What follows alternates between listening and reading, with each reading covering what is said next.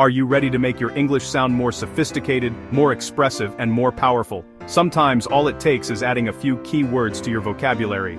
Today we're going to do a deep dive into 3 simple but incredibly effective words that will instantly level up your English. These aren't complicated technical terms. They are words you can start using right away to describe people, ideas, and actions with more precision and impact. So, let's get started. Our first word is courage.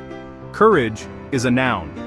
It means the ability to do something that frightens you, or the strength to face pain or difficulty. It's not about being fearless, it's about feeling the fear, and doing it anyway.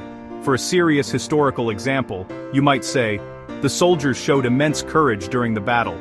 But courage isn't just for grand dramatic moments, it appears in our everyday lives too.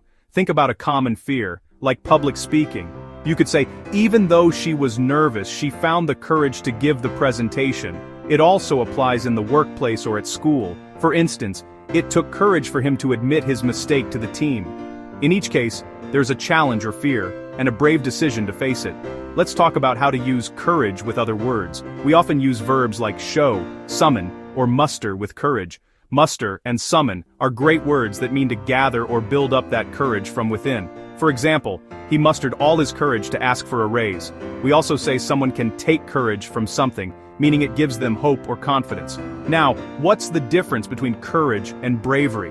They are very similar, but bravery often suggests acting without thinking in a dangerous situation, while courage implies a more thoughtful decision to face a known fear. And don't confuse courage with confidence. Confidence is the belief you can do something. Courage is doing it even when you're not so confident. Pronunciation is key. It's 2 syllables. C-O-U rage. The stress is on the first syllable. Listen. C-O-U rage. Great. Now let's practice. I'll give you a prompt and you can try to complete the sentence. Despite the storm, the sailors had the courage to, or, she showed great courage when she, man, de pour, summer. Our second word is creative. Creative is an adjective. It describes someone or something that has or shows the ability to produce original and imaginative ideas. It's about making something new. The most obvious example is in the arts. You can say, she's a very creative artist, always experimenting with new styles. But creative is useful in so many other contexts. In a professional setting, it's about problem solving. For example, the team came up with a creative solution to the budget shortfall. It can even describe everyday ingenuity. Imagine a friend who is great at cooking with whatever they have. You could say, he's so creative in the kitchen, he made a delicious dinner from just a few ingredients. Let's look at some common partners for creative.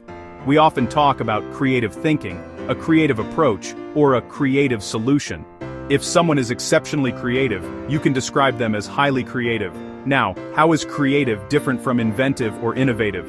Inventive is about creating a new device or process. Innovative is about introducing a new, groundbreaking method or idea that changes things. Creative is a broader term for general imagination and originality. Also, be careful not to mix up the adjective creative with the noun creation. A creation is the thing that is made. So, a creative person produces a beautiful creation. For pronunciation, it has 3 syllables. Creative. The stress is on the middle syllable. Listen, creative. And remember, as an adjective, it usually comes before the noun it describes, like, a creative idea. Ready for a mini drill? My friend has a very creative way of, or, the company is looking for a creative person to. Our final word today is curious. Curious is an adjective that means having a strong desire to know or learn something. It's a wonderful quality to have, suggesting an active and engaged mind. A classic example is a child's view of the world. The child was curious about everything and never stopped asking, why? This desire to learn is crucial in many professions. You could say, a good journalist must be curious and ask probing questions. It's also the driving force of discovery. The scientist had a curious mind, which led to a major breakthrough. In all these examples, curious is a very positive trait. Let's look at how to use it. The most important collocation is the preposition that follows it. We are always curious about something, not of or for. You have a curious mind or a natural curiosity.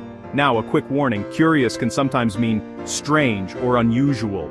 For example, that's a curious-looking building. The context usually makes the meaning clear. You might also have heard the idiom, curiosity killed the cat. This is a warning against being too nosy. But in modern English, being curious is almost always seen as a good thing, especially when it comes to learning. The pronunciation is curious. 3 syllables with the stress on the first one. Listen, curious, perfect. Time for our last practice round. I've always been curious about, or, he gave me a curious look when I...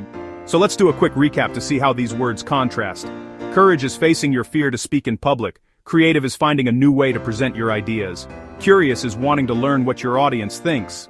A soldier needs courage. An advertiser needs to be creative. A detective needs to be curious. Each word describes a powerful and distinct human quality. Courage, creative, curious. 3 words that can make your English richer and more precise. Your challenge now is to use them. Write a sentence in the comments below using 1, 2, or all 3 of these powerful words. I'm curious to see your creative sentences. Thanks for watching, and keep learning.